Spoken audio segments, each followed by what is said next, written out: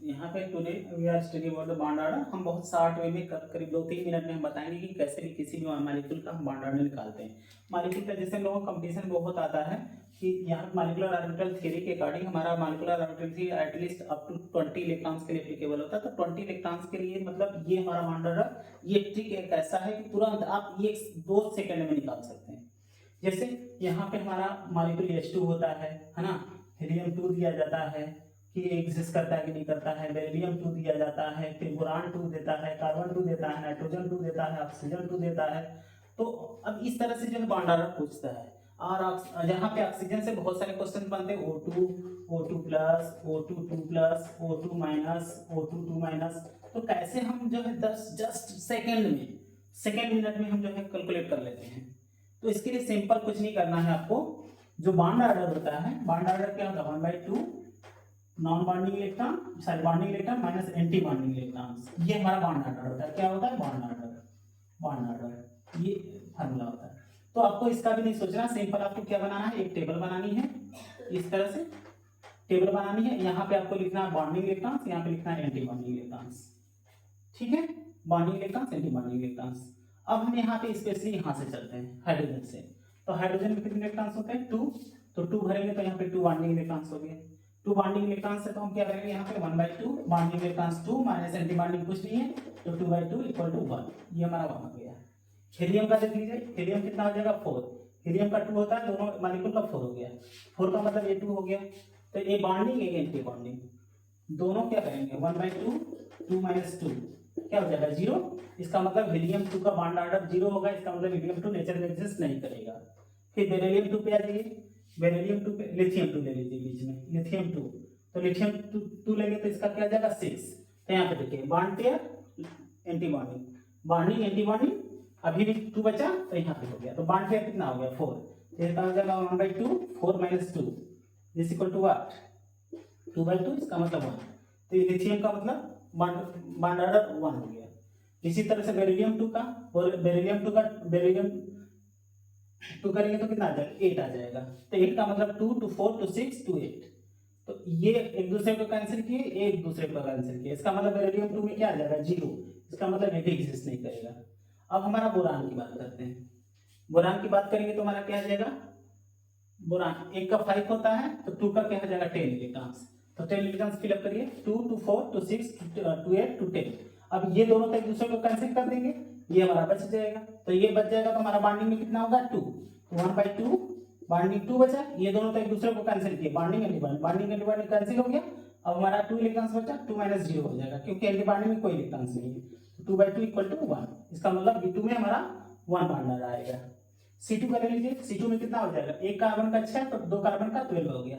12 हो गया तो यहाँ तक तो 10 हो गया।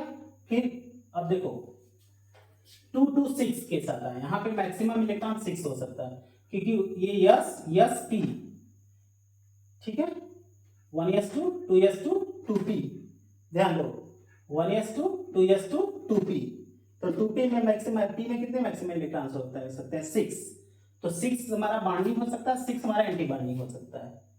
क्लियर है, तो ये ध्यान में रखिएगा। फर्स्ट में 2 इलेक्ट्रॉन फिलअप करेंगे, दूसरे में 2 इलेक्ट्रॉन फिलअप करेंगे, थर्ड में हमारा 6 मैक्सिमम हो सकता है। इससे ज्यादा कुछ नहीं आना है। तो यहाँ पे अगर हम कार्बन की बात करते हैं तो कार्बन हमारा 12 हो गया। तो यहाँ पे 2 to 4 to 6 to 8 to 10। तो 2 10 का मतलब यहाँ पे 4 अगर कर देंगे तो 12 हो जाएगा। तो 4 कहाँ आ रहा है, बॉन्डिंग में। ये दोनों एक दूसरे को कैंसिल करेंगे, बॉन्डिंग हो गया तो 1/2 4 माइनस 0 तो एक बार 4/2 इक्वल टू 2, मतलब C2 में हमारा 2 बॉन्ड ऑर्डर आएगा। इसी तरह से नाइट्रोजन का देख लीजिए, फिर हम इसको रख करते हैं। अब नाइट्रोजन का देख लीजिए, बॉन्डिंग एंटी बॉन्डिंग, ठीक है। देखिए नाइट्रोजन का 14 हो जाएगा, 1 का 7 2 का 14, तो ये हमारा 2 2 2 2। अब यहाँ पे मैक्सिमम 6 होना चाहिए, तो 8 हो गया तो ये 6 हो गया। तो 6 होने का मतलब एंटी बॉन्डिंग में 0 है, तो एंटी बॉन्डिंग में 0 का मतलब 1/2 6 माइनस 0, ये क्या आ जाएगा 6/2 इक्वल टू 3, ये हो गया। तो नाइट्रोजन में 3, इसलिए हमारा नाइट्रोजन ट्रिपल बॉन्ड नाइट्रोजन होता है, ठीक है, ये हो गया।